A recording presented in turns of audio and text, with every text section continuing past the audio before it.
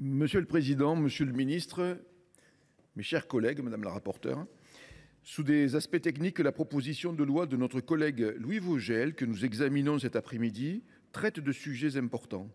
L'efficacité et la modernisation de notre système juridique. Ceux qui ont pris la parole avant moi l'ont bien rappelé, de plus en plus de dispositions de notre droit font peser sur les entreprises elles-mêmes un premier contrôle de leurs obligations. À ce titre, il leur appartient de se surveiller et de se corriger. Je me félicite que cette proposition de loi entende faciliter et rendre plus efficace la mise en conformité des entreprises concernées par ces réglementations visant à prévenir les infractions. Ce faisant, même si le dispositif de confidentialité des consultations des juristes d'entreprise allège la charge pesant sur les services de l'État, il ne conduit pas pour autant à ce qu'ils s'en dessaisissent. En effet, afin de maintenir l'ordre public économique, l'État doit pouvoir continuer d'assurer les contrôles et sanctionner les manquements. En ce sens, comme l'ont rappelé mes collègues, la confidentialité n'est pas un obstacle aux poursuites des autorités administratives indépendantes.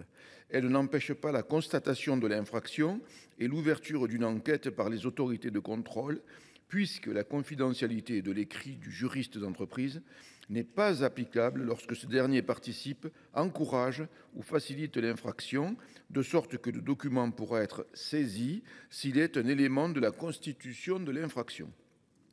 Par ailleurs, les exceptions posées en matière pénale et fiscale ne sont pas incohérentes, bien au contraire. En effet, dans les matières couvertes par ces autorités de contrôle, le droit pénal ne s'applique que lorsqu'un seuil de gravité dans l'infraction a été franchi.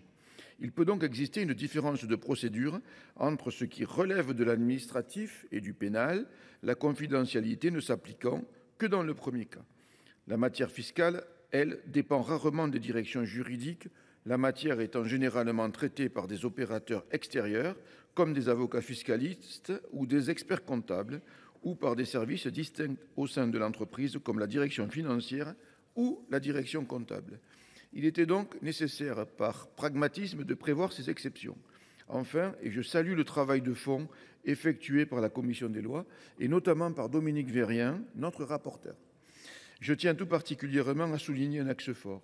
La commission a entendu renforcer la procédure de contestation et de levée de la confidentialité de documents susceptibles d'intéresser les autorités de contrôle, afin de marquer plus clairement l'équilibre du dispositif. Cette consolidation de la procédure s'est notamment traduite, premièrement, par un renforcement de la condition de qualification du bénéficiaire de la confidentialité, deuxièmement, par une réduction du champ des destinataires des consultations juridiques susceptibles d'être revêtues de la confidentialité, troisièmement, par la création d'une procédure ad hoc en cas d'une simple demande de consultation qui constitue un moyen courant d'action des autorités administratives. Et enfin, par la saisie, le placement sous scellé et la conservation de la consultation par un commissaire de justice, tiers de confiance et non plus au sein de l'entreprise. Vous le voyez, chers collègues, la mise en place de la confidentialité des consultations des juristes d'entreprise ne remettra pas en cause les pouvoirs d'investigation des autorités de contrôle. Elles pourront, demain, continuer d'assurer efficacement leur mission avec la même rigueur et la même intégrité qu'aujourd'hui au service de l'ordre public économique. Le texte qui nous est soumis apporte une innovation majeure, tout en maintenant un équilibre entre un cadre juridique efficace et compétitif pour les acteurs économiques français et le maintien de pouvoirs de contrôle et d'enquête des autorités de contrôle. Notre groupe, les Indépendants, soutiendra évidemment cette proposition de loi et souhaite que les parlementaires de tous bords s'y associent.